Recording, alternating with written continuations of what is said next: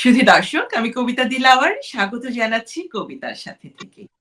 দেখতে পাচ্ছেন আজ আমার অতিথি তরুণ রাজনীতিবিদ, যিনি ৩ দশকেরও বেশি সময় ধরে আমাদেরকে তার কথার মাধ্যমে, জ্বালাময়ী বক্তৃতার মাধ্যমে অনুপ্রাণিত এবং শিক্ষিত করে চলেছেন। বর্তমানে গণসংহতি আন্দোলনের প্রধান সমন্বয়ক। আজকে কবিতার সাথে তিনি উপস্থিত আছেন জুনায়েদ সাকি। স্বাগত আপনাকে আমার অনুষ্ঠানে এবং কেমন আছেন? আপনাকেও প্রথমে অনেক ধন্যবাদ, সালাম জানাচ্ছি, শুভেচ্ছা জানাচ্ছি আপনার সকল দর্শক শ্রোতাদের, এবং ধন্যবাদ জানাচ্ছি আমাকে এখানে আমন্ত্রণ জানানোর জন্য। চলছে, আমরা কি বাস্তবতায় আছি সেটা তো আপনারা সবাই কম বেশি জানেন। এর মধ্যে দিয়ে আছি, মানে যতটা থাকা যায়। তো আমি আপনার প্রোফাইল দেখছিলাম। আপনি সেই 1990 সালের স্বৈরাচার বিরোধী আন্দোলন দিয়ে শুরু হয়েছে আপনার পথ চলা রাজনীতিতে, এবং তারপর বর্তমানে তো আমরা দেখতে পাচ্ছি বিভিন্ন রকমের ছাত্র রাজনীতির সাথে আপনি জড়িত ছিলেন। ছাত্র ফোরামের আপনি সভাপতিও ছিলেন। ছাত্র ফেডারেশনের আমি কেন্দ্রীয় কমিটির সভাপতির দায়িত্ব পালন করেছি 1998 সাল থেকে 2000 পর্যন্ত, এবং বর্তমানে আপনি গণসংহতি ফোরামের সভাপতি হিসেবে কাজ করছেন। এই যে আপনার রাজনৈতিক জীবনের যে এই যে পথ চলাটা, এই ক্যারিয়ার, পেশা হিসেবেও আমি লক্ষ্য করছি যে আপনার এখানে লেখা আছে আপনি রাজনীতিবিদ। শুরুটা একজন জুনায়েদ সাকির, আমরা জন্ম, ছোটবেলা, বেড়ে ওঠা, সেই সম্পর্কে আমি সাধারণত আমার শোতে দর্শকদেরকে আপনার মতো মানুষদের সম্পর্কে জানাতে সাহায্য করি। তো আজকে ওই বিষয়টা দিয়ে আমরা শুরু করব। আচ্ছা, যেহেতু প্রশ্ন করেছেন, আমার জন্ম 1973 সালে। আমার বাবা সরকারি একজন কর্মকর্তা ছিলেন, প্রশাসনের কর্মকর্তা। তো 1973 সালে তার পোস্টিং ছিল ম্যাজিস্ট্রেট হিসেবে নোয়াখালী সদরে। তো সেখানেই আমার জন্ম বাবার চাকরি সূত্রে, এবং ওনার যেহেতু বিভিন্ন জায়গায় বদলি হতেন, যার ফলে আমার প্রাথমিক স্কুল জীবন বেশ কয়েকটি স্কুলে দেশের বিভিন্ন অঞ্চলে হয়েছে। এবং 1985 সালে আমরা ঢাকায় মোটামুটি স্থায়ীভাবে চলে আসি। এবং ঢাকায় আমি এসে এক সময় যেটা সেন্ট্রাল গভর্নমেন্ট স্কুল বলা হতো, যেটা এখন মতিঝিল সরকারি উচ্চ বালক বিদ্যালয়, তো সেখানে আমি ভর্তি হই এবং ওইখান থেকে আমি এসএসসি পরীক্ষা দেই। তারপরে আমি ঢাকা কলেজে ভর্তি হই, সেখান থেকে এইচএসসি পরীক্ষা পাশ করি, এবং তারপরে ঢাকা বিশ্ববিদ্যালয়ে আমি ভর্তি হয়েছিলাম। কিন্তু আমরা যখন ইন্টারমিডিয়েট পাশ করে বিশ্ববিদ্যালয়ে ভর্তি হওয়ার জন্য অপেক্ষা করছি, মূলত ঢাকা কলেজ থেকেই রাজনীতি যেহেতু তখন বেশি উত্তাল, জেনারেল এরশাদের শাসনের বিরুদ্ধে ছাত্র আন্দোলন তুঙ্গে, অন্যান্য শ্রেণী পেশার আন্দোলন তুঙ্গে, রাজনৈতিক দলগুলো লড়াই করছে। তো সেই সময়টাতে আমরা রাজনীতিতে জড়িয়ে পড়ি। যদিও আমি সরাসরি তখনো কোনো ছাত্র সংগঠনের সাথে যুক্ত হইনি, কিছুটা পর্যবেক্ষণ করছিলাম, কোনটাতে যাওয়া যায় আমি আলাপ আলোচনা করছিলাম। এই করতে করতেই আসলে বলা চলে যে 1990 সালের যেটাকে গণ অভ্যুত্থান, গণ আন্দোলন, সেটা চলে আসে, এবং আমরা তখন আমাদের এইচএসসি পরীক্ষা শেষ হয়ে গেছে, এবং আমরা আমাদের বিশ্ববিদ্যালয় পর্যায়ের ভর্তি পরীক্ষাগুলো কিছুটা পিছিয়ে গেছে এই আন্দোলনের কারণে, এবং আমরা আন্দোলনে যুক্ত হয়ে পড়ি। এই যুক্ততাই বলা চলে যে আমি রাজনীতিতে আরো প্রত্যক্ষভাবে আমার সংযোগ, এবং সেই থেকে এখন পর্যন্ত রাজনীতির মধ্যেই আমি আছি। ফলে বিশ্ববিদ্যালয়ে ভর্তি হলেও বাস্তবত যে অবস্থাটা দাঁড়িয়েছে, যে আমি আসলে আর রাজনৈতিকভাবে মানে এতটাই সক্রিয় হয়ে পড়েছিলাম যে নিজের একাডেমিক পড়াশোনায় খুব বেশি আর মনোযোগী থাকতে পারিনি। ফলে বিশ্ববিদ্যালয়ে যে আনুষ্ঠানিক শিক্ষা, সেটা আমি সমাপ্ত না করেই বলা চলে ছাত্র আন্দোলনের মধ্যে আমার অধিকতর যোগাযোগ ছিল। যদিও পরবর্তীকালে আমার পরিবারের কিছুটা, আমার মায়ের আগ্রহে আমি ভেবেছিলাম যে আইন পড়াশোনা করব, সেজন্য গ্রাজুয়েশন করে আবার আইনে ভর্তি হতে গিয়েছিলাম, কিন্তু সেটাও আসলে শেষ পর্যন্ত করা হয়ে ওঠেনি। তো আমি একটি অন্য প্রসঙ্গে আসছি, প্রসঙ্গটা রাজনৈতিক অবশ্যই। সেটি হচ্ছে যে অনেকেই মনে করেন আপনার যে ধারাটা আপনি তৈরি করেছেন, যেভাবে আপনি বক্তব্য রাখেন, যেভাবে আপনি আপনার আদর্শকে তুলে ধরেন, এখানটাতে আমি জানি আপনি গণসংহতির সাথে প্রধান সমন্বয়ক এবং আপনি গণমঞ্চের সাথেও জড়িত আছেন। কারো, কারো ধারণা বিএনপির সাথেও আপনি আছেন। সেটি কি একটু পরিষ্কার করবেন? নাকি গণমঞ্চের একজন শরিক দল হিসেবে আপনি কাজ করছেন? ধন্যবাদ আপনাকে। আসলে আমরা গণসংহতি আন্দোলন গঠন করেছি আমি যখন ছাত্র আন্দোলন থেকে বিদায় নিয়েছি 2000 সালে। তারপরে 2002 সালে একটা আন্দোলনের একটা মঞ্চ হিসেবে গণসংহতি আন্দোলন গড়ে তুলি। কিছু ছাত্র সংগঠন, শ্রমিক সংগঠন, যে পাঠচক্র গ্রুপ, তরুণদের কিছু সংগঠন মিলে আমরা এই গণসংহতি আন্দোলনটা গড়ে তুলি। আমাদের জোট গণতন্ত্র মঞ্চ, মঞ্চগতভাবে আমরা আন্দোলন করছি, এবং অপরাপর রাজনৈতিক দল বিএনপি সহ আমরা যুগপৎ ধারায় গণতন্ত্র, ভোটাধিকার, ন্যায় বিচার প্রতিষ্ঠার জন্য আমরা আন্দোলন করে যাচ্ছি। আমার প্রশ্নটা হচ্ছে যে আপনি নিজেই বলেছেন যে 63টি দল আপনার এই আন্দোলনের সাথে জড়িত আছে এবং আপনাদের গণমঞ্চে, গণতন্ত্র মঞ্চ যেটা, সেটিতেও আপনারা 6টি দল আছেন, তাই তো? 6টি দল আছে, ঠিকই বলেছেন। তো আমার এই প্রসঙ্গে একটি কথা মনে পড়লো, সেটি হচ্ছে 1996 সালে ভারতের যে পররাষ্ট্রমন্ত্রী উনি এসেছিলেন বাংলাদেশে এবং তার সাথে বৈঠক হয় বাংলাদেশের বিশিষ্ট কয়েকজন ব্যক্তি, ব্যবসায়ী এবং বিভিন্ন সেক্টরে যারা কাজ করছেন পানি বন্টন এবং ট্রানজিট প্রক্রিয়াটাকে নিয়ে। কেউই একমত প্রকাশ করেনি। তো সেটি থেকে তার ধারণা হয়েছিল যে এদের মধ্যে ঐক্যবদ্ধতা নেই, এদের যার কারণে ওইটার ফলাফলটা আমাদের পক্ষে যায়নি। তো আমি যেটা বলছি যে আমরা তো আন্দোলন করছি, ঐক্যবদ্ধভাবে আন্দোলন করেছি এবং স্বৈরাচার সরকার যে গণ অভ্যুত্থান আমরা করেছিলাম, সেটি সেই সময়টাতে আমি দেখেছি যারা ছাত্র নেতা ছিলেন, যারা তরুণ প্রজন্ম ছিলেন এবং সাধারণ মানুষ সবাই একসাথে অংশগ্রহণ করেছে এবং সবার একটাই মত ছিল যে এই সরকারকে, আমাদের এই স্বৈরাচারের পতন চাই। এবং আমরা তারপর থেকে, আপনি এতক্ষণ ধরে আমাকে অনেক কথা বললেন আমাদের দেশের যে এই যে রাজনৈতিক প্রক্রিয়াটা চলে আসছে, সেটি এখনো আমরা একতন্ত্র থেকে বের হতে পারছি না বা আমরা সুষ্ঠু নির্বাচন করতে পারছি না। তো সেই যে এটার পরিপ্রেক্ষিতেই তৈরি হয়েছে গণতন্ত্র মঞ্চ এবং সেখানটাতে আপনারা 6টা দল কাজ করছেন এবং বাংলাদেশে আরো অনেক দল আছে, বিএনপি কাজ করছে এককভাবে, সেটাও বলেছেন। তো আপনাদের মতামতটাকে আপনারা কি একমত করতে পেরেছেন, অভিন্ন করতে পেরেছেন, এবং আপনারা কি ভাবছেন যে এটা থেকে আপনারা কি ধরনের ভবিষ্যৎ দিতে পারবেন?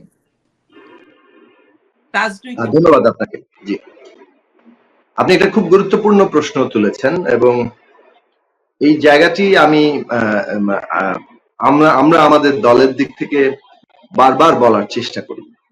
আমি জানি না যে কতটা আসলে আমাদের বক্তব্য আমরা পৌঁছতে পারি কিংবা অন্যের সাথে যোগাযোগ স্থাপন করতে পারি, কিন্তু বারবার বলার চেষ্টা করি যে দেখুন, বাংলাদেশ একটা রাষ্ট্র যখন অন্য একটা রাষ্ট্রের সাথে সম্পর্কে যায়, তখন এটা কিন্তু কোনো দলের প্রশ্ন আর থাকে না। অর্থাৎ বাংলাদেশের ভেতরে একটা গণতান্ত্রিক ব্যবস্থায় আমরা বিভিন্ন দল হিসেবে কাজ করতে পারি এবং আমরা রাজনৈতিক ক্ষমতার জন্য লড়াই করতে পারি এবং ক্ষমতায় গিয়ে দেশের মানুষের কল্যাণ করব সেই চিন্তা করতে পারি। কিন্তু যখন রাষ্ট্রের প্রশ্ন আসে এবং অপর রাষ্ট্রের সাথে আমরা বসি, তখন তো আমরা সবাই বাংলাদেশের স্বার্থের অবস্থানে দাঁড়ানোরটাই কাম্য। তো এই যে বাংলাদেশের স্বার্থ নিয়ে বাংলাদেশের সরকার, যিনি সরকার হবেন তিনি বাংলাদেশের স্বার্থের প্রতিনিধিত্ব করবেন এবং চেষ্টা করবেন যে দেশের স্বার্থের প্রশ্নগুলো কোনো দলীয় সংকীর্ণতার মধ্যে যাতে না পড়ে এবং সেই প্রশ্নে যাতে একটা জাতীয় ঐক্যমত্য থাকে, সেই জায়গাটাও নিশ্চিত করা। এটা করার একটা পূর্ব শর্ত হয় একটা গণতান্ত্রিক রাষ্ট্রে, যে ওই গণতান্ত্রিক ব্যবস্থাটা যদি ভালোভাবে কাজ করে। যেমন ধরুন, একটা দেশ গণতান্ত্রিক দেশ মানেই হচ্ছে সেখানে নির্বাচন ব্যবস্থা কাজ করতে হবে এবং সবগুলো দল তার অংশগ্রহণের ভিত্তিতে একটা অংশগ্রহণমূলক এবং গ্রহণযোগ্য নির্বাচনের ভিত্তিতে যখন ক্ষমতার হাত বদল হবে, তাতে একদল জয়লাভ করতে পারে, সরকার গঠন করতে পারে, একদল পরাজিত হতে পারে। কিন্তু যিনি পরাজিত হচ্ছেন তিনিও জানছেন যে জনগণ ভোট দেয়নি বলে তিনি পরাজিত হয়েছেন, এবং তার কাজ থাকবে জনগণকে আবারও জয় করে ক্ষমতায় যাওয়ার চেষ্টা করা। ফলে যারা জনগণের ভোটে নির্বাচিত হয়েছেন, রাষ্ট্রের প্রশ্নে, জাতীয় স্বার্থের প্রশ্নে তাদেরকে সহযোগিতা করা, এটাই হচ্ছে একটা গণতান্ত্রিক ব্যবস্থা, যাকে বলে ঘোষিত নীতি। এখন এই জায়গা থেকে বাংলাদেশের দিকে আমরা যদি তাকাই, আমরা দেখব যে আমাদের এখানে এমন ভাবে গণতান্ত্রিক মানে চর্চা তৈরি হয়নি, কিংবা গণতান্ত্রিক একটা ব্যবস্থা গড়ে ওঠেনি যেখানে এই জাতীয় ঐক্যমত্যটা বিরোধ সত্ত্বেও আমরা পৌঁছতে পারবো। বিরোধ তো থাকবেই, সব দেশেই বিরোধ আছে। ধরুন, আমরা প্রায় শুনি যে যুক্তরাষ্ট্র বাইপার্টিজান একটা সিদ্ধান্ত নিয়ে, মানে দুই দল একসাথে সিদ্ধান্ত নিয়ে তার একটা আন্তর্জাতিক প্রশ্নে এসছে, এবং বাংলাদেশের ক্ষেত্রে এসছে। কিছুদিন আগে আমরা দেখলাম যে তাদের মানে মানে দুই দলের একটা যৌথ ডেলিগেশন এসেছিল, ডেমোক্রেটিক পার্টি এবং রিপাবলিকান পার্টির যৌথ ডেলিগেশন এসে বাংলাদেশের বিভিন্ন রাজনৈতিক দলের সাথে কথা বলছে। তো তার মানে হচ্ছে যে এই প্রশ্নে, আন্তর্জাতিক অনেক প্রশ্নে তাদের একটা ঐক্যবদ্ধ অবস্থান আছে, আবার অনেক ক্ষেত্রে সেই প্রশ্নেও দ্বিমত হতে পারে, কিন্তু এই জায়গাটা তাদের আছে সাধারণ স্বার্থে।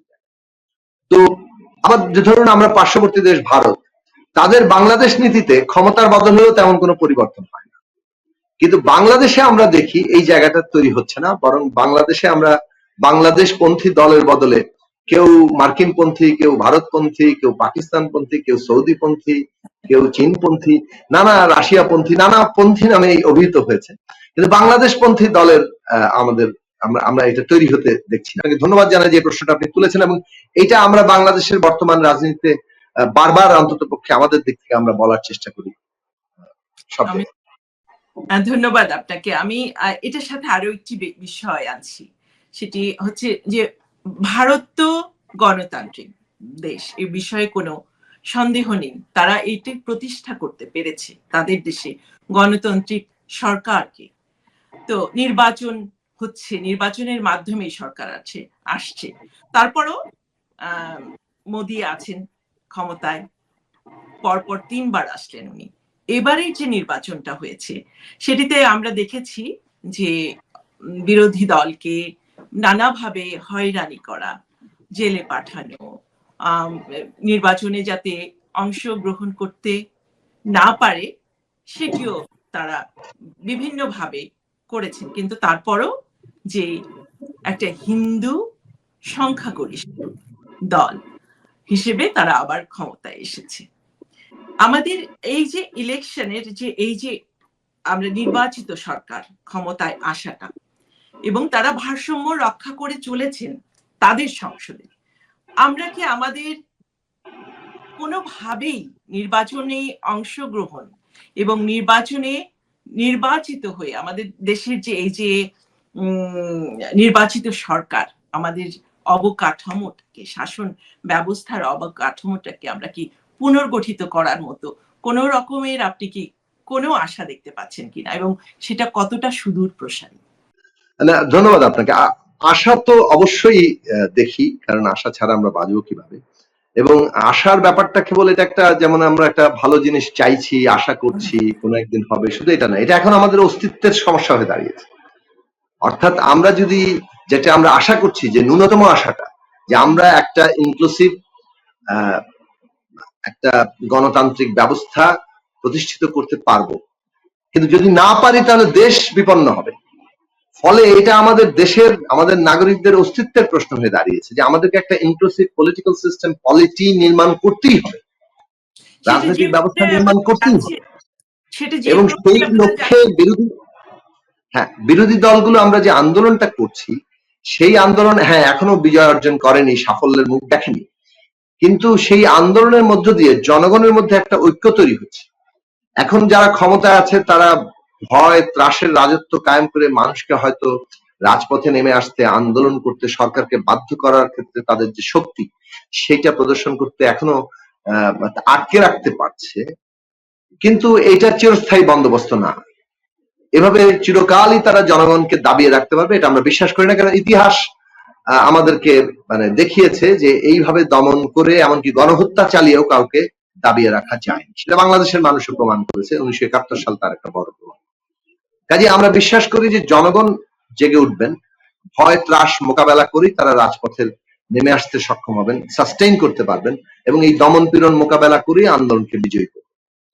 এখন এইখানে এই যে মানুষের অস্তিত্বের লড়াই, আপনি দেখুন যে পরিস্থিতিটা তৈরি হচ্ছে, যে বাংলাদেশের মানুষের মধ্যে এখন ব্যাপক যে ভারতের মানে নাগরিকরা অন্তত পক্ষে একটা ভোট দিতে পারে।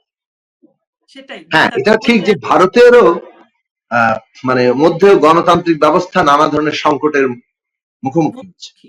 এটা একটা আন্তর্জাতিক প্রবণতাই, এটা বলতে পারেন যে খুব যাকে বলে যে যারা ক্ষমতা ব্যবহার করে ধন সম্পদ আহরণ করতে চায়, যে সমস্ত লুটেরা ব্যবসায়ী গোষ্ঠীগুলো, তারা এখন এইটা বিভিন্ন ভাবে রাষ্ট্রশক্তি ব্যবহার করে কিভাবে ধন সম্পদ আরো বেশি আহরণ করা যায় এটা চেষ্টা করছে। আপনি যে দেশে থাকেন যুক্তরাষ্ট্র, সেখানে করছে সেটা বিভিন্ন ভারতের মতো বড় বৃহৎ গণতান্ত্রিক দেশে আমরা দেখছি। বাংলাদেশের তো কি অবস্থা আমরা সবাই জানি, কিংবা রাশিয়ার কিংবা পাকিস্তান আমাদের পার্শ্ববর্তী, এগুলো আমরা দেখছি সব দেশে। এখন যে জিনিসটা আমরা দেখতে পাচ্ছি যে যখন এটা তারা করছে তখন অনেকগুলো বিষয়কে তারা কাজে লাগাচ্ছে। কোথাও জাতিবাদী একটা হাওয়া তুলছে, কোথাও ধর্মবাদী হাওয়া তুলছে, ধর্মীয় আইডেন্টিটি নিয়ে হাওয়া তুলছে, কোথাও বর্ণবাদী হাওয়ার জায়গাটা তুলছে। এইভাবে ধর্ম, বর্ণ, জাতি এই সমস্ত আইডেন্টিটি প্রশ্নগুলোকে ব্যবহার করে মূলত একটা কর্তৃত্ববাদী ব্যবস্থা, গণতান্ত্রিক জবাবদিহি ব্যবস্থার বদলে এটা তৈরি করার একটা চেষ্টা আমরা যুক্তরাষ্ট্র থেকে শুরু করে, ভারত থেকে শুরু করে পৃথিবীর বিভিন্ন দেশে আমরা দেখতে পাচ্ছি। এবং এইটা আসলে সবাই ওই গোষ্ঠীটাকে সহায়তা করে, ওই যে যারা রাষ্ট্র ক্ষমতা কিংবা ক্ষমতা কাজে লাগিয়ে ধন সম্পদ, সাধারণ ব্যবসা বাণিজ্যের নিয়মের চাইতে ক্ষমতা আর ব্যবসার একটা যোগসাজশ ঘটিয়ে একটা পোষ্য পুঁজিতান্ত্রিক ধনতান্ত্রিক ব্যবস্থা তারা কায়েম করতে চায়। সেইটার প্রভাবে এই নানান প্রবণতা আমরা দেখছি। এবং আমরা দেখেছি যে ভারতে যে প্রধানমন্ত্রী নরেন্দ্র মোদীর যে সরকার, তারা 10 বছর ক্ষমতা ছিল এবং বিরোধী দলের দিক থেকে ব্যাপকভাবে অভিযোগ উঠছে যে ওইখানে আদানি আম্বানির মতো বৃহৎ ব্যবসায়ী গোষ্ঠী ভারতের এই ক্ষমতার সাথে যোগসাজশ মিলে কিভাবে তারা নানান ভাবে সম্পদ আহরণ করছে এবং 20-22টি বড় ব্যবসায়ী গ্রুপ যারা ক্ষমতার সাথে যুক্ত, তারা একেবারে ধরেন ব্যবসা বাণিজ্য তো সব দখল করছেই, এমনকি লক্ষ লক্ষ কোটি টাকা ব্যাংক ঋণ তাদের মাফ করে দেওয়া হচ্ছে। সেখানে কৃষক ব্যাংক ঋণের জন্য আত্মহত্যা করছে। তো এই বৈপরীত্য গুলো আমরা দেখতে পাচ্ছি। বাংলাদেশেও কিন্তু একই ঘটনা আমরা দেখছি, বাংলাদেশে আমরা একই ঘটনা দেখছি, কিন্তু বাংলাদেশের সাথে এখনো পর্যন্ত ভারত কি পাকিস্তান কিংবা অন্যান্য দেশের একটা পার্থক্যের জায়গা হচ্ছে যে পাকিস্তানেও ধরুন ইমরান খানের দল কেড়ে নেওয়া হয়েছে, প্রতীক কেড়ে নেওয়া হয়েছে, তাকে জেলে পাঠানো হয়েছে, কিন্তু তারপরও তাদের দলের লোকেরা স্বতন্ত্র প্রার্থী হিসেবে নির্বাচনে অংশ নিয়েছেন। তারা ফলাফল গণনা নিয়ে প্রশ্ন তুলেছেন, কিন্তু এই প্রশ্নটি খুব বড় আকারে কেউ তোলেননি যে আমরা ভোট দিতে যেতে পারিনি অথবা ভোটটা দিতে পারি।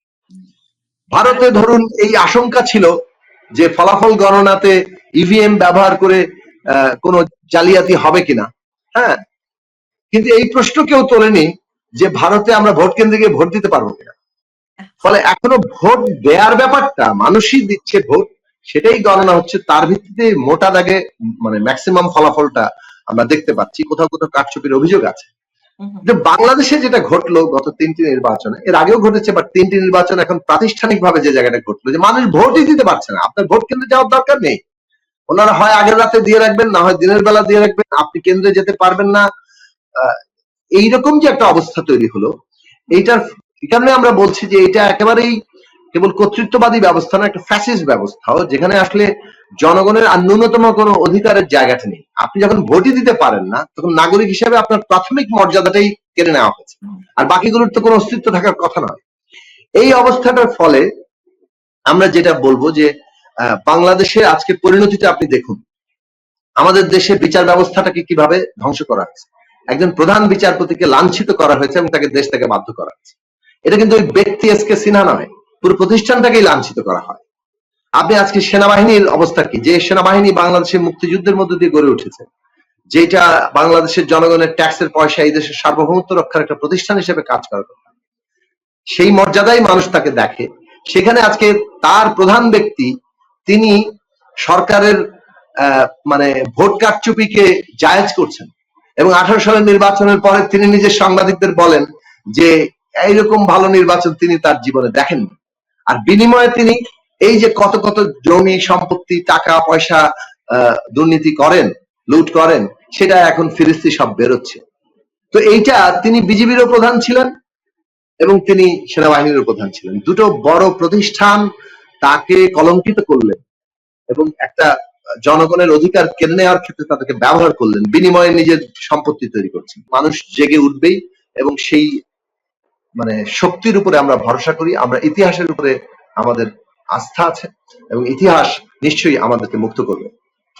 আমার প্রশ্ন ছিল যেগুলো, সেগুলোর উত্তর আমি প্রশ্ন করার আগেই পেয়ে গেলাম।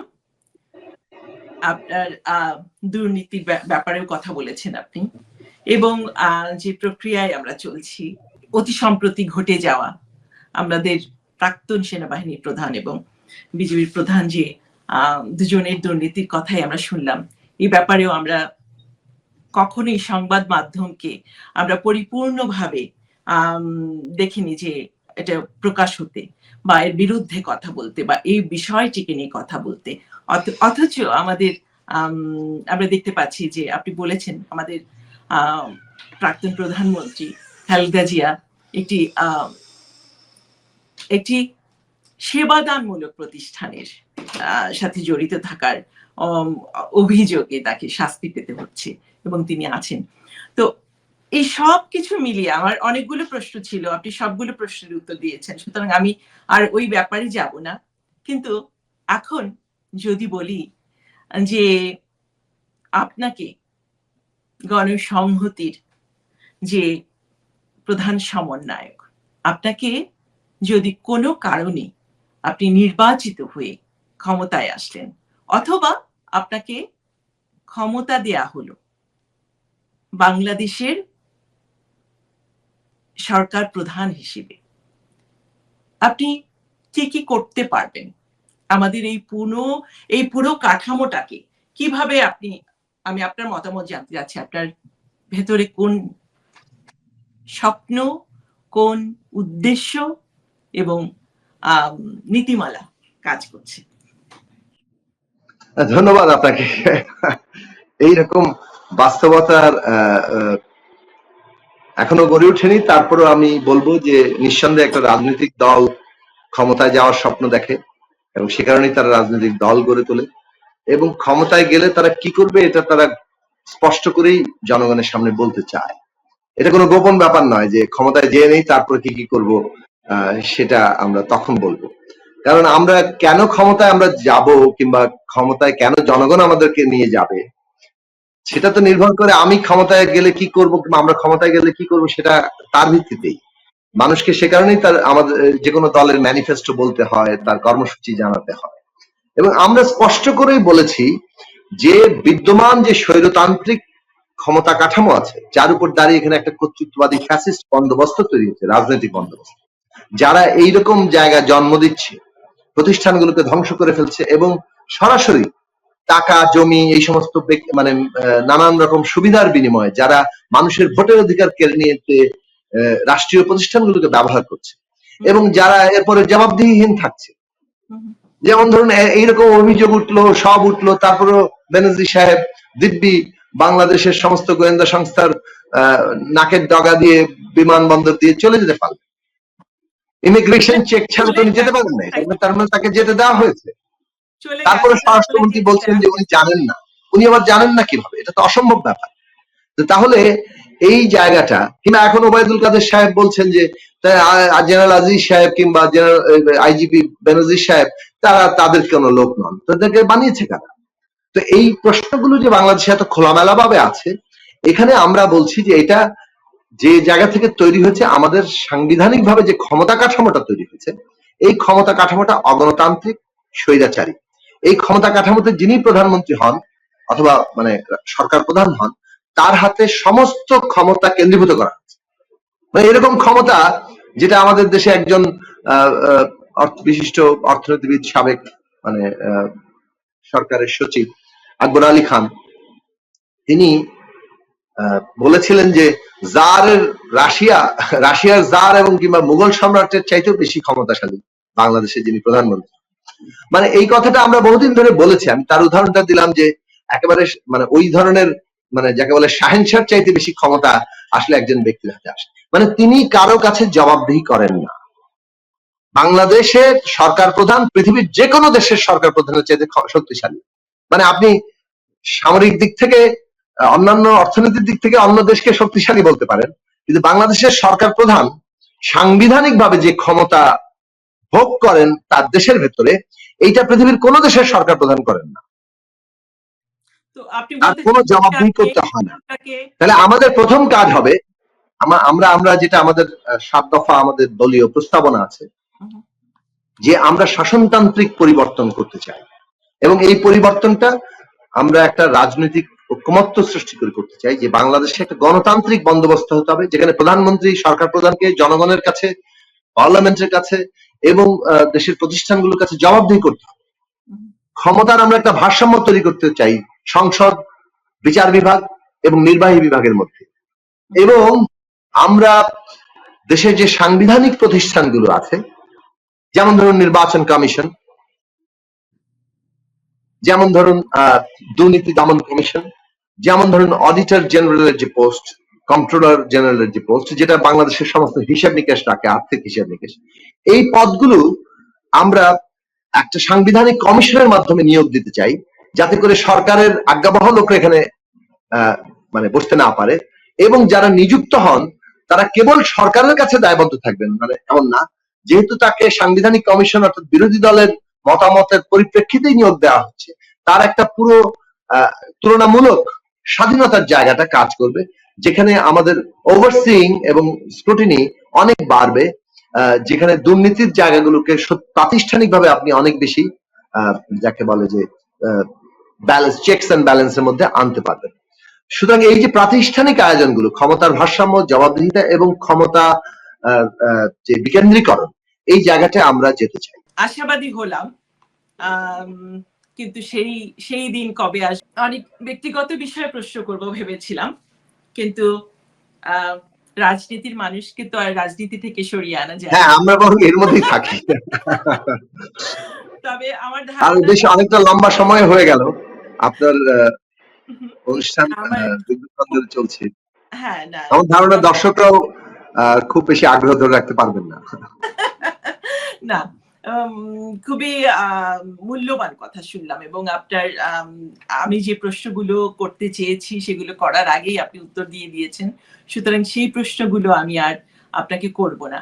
আপনি একটু ব্যক্তিগত বিষয়ে যাই, সেটি হচ্ছে আপনার যে বর্তমান পরিবার, মানে এখন নিজস্ব একটা পরিবার তো হয় বাবা মায়ের পরে, সেখানে কে কে আছেন? আমি এবং আমার স্ত্রী, মানে আমরা আমার জীবন সঙ্গী বলেন, আন্দোলনের সঙ্গী বলেন, আমরা দুজনেই রাজনীতির সাথে যুক্ত। রাজনৈতিক সংগ্রামের মধ্যে দিয়ে আমাদের পরিচয়, এবং সেখান থেকে আমরা একসাথে থাকা, বিয়ে ইত্যাদি সিদ্ধান্ত নিয়েছি এবং আমরা আছি এখনো। এবং আমরা একই রাজনৈতিক দলের মধ্যে আছি। আমি যে ছাত্র সংগঠনের সভাপতির দায়িত্ব পালন করেছি, তার সেটা মানে আমার সঙ্গী তাসলিমা আক্তার, তিনিও এই ছাত্র সংগঠনের সভাপতি ছিলেন, ঢাকা বিশ্ববিদ্যালয়ে রাজনীতি করেছেন, এবং এখন আমাদের পার্টির যে সর্বোচ্চ সংস্থা রাজনৈতিক পরিষদ, সেটার তিনি সদস্য, এবং তিনি গার্মেন্টস শ্রমিকদের মধ্যে ছাত্র আন্দোলন শেষে মানে কাজ করছেন। সেখানে গার্মেন্টস শ্রমিক সংহতি আমাদের যে সংগঠন, তার উনি সভাপ্রধান। এবং একই সাথে তার আলাদা একটা পরিচয় আছে, তিনি ভিজুয়াল অ্যানথ্রোপোলজি পড়ান এখানে সাউথ এশিয়ান মিডিয়া একাডেমি পাঠশালা নামে একটি প্রতিষ্ঠান আছে, যেখানে ফটোগ্রাফি, ওখানে মানে ফটোগ্রাফি তার একটা আলাদা জগৎ, পরিচয়, একজন মানে আলোকচিত্রী হিসেবে তার পরিচিতি আছে। আমার বাবা মৃত্যুবরণ করেছেন, আমার মা এখনো আছেন, আমার ভাই বোনরা বিভিন্ন ভাবে তাদের জীবনে আছে।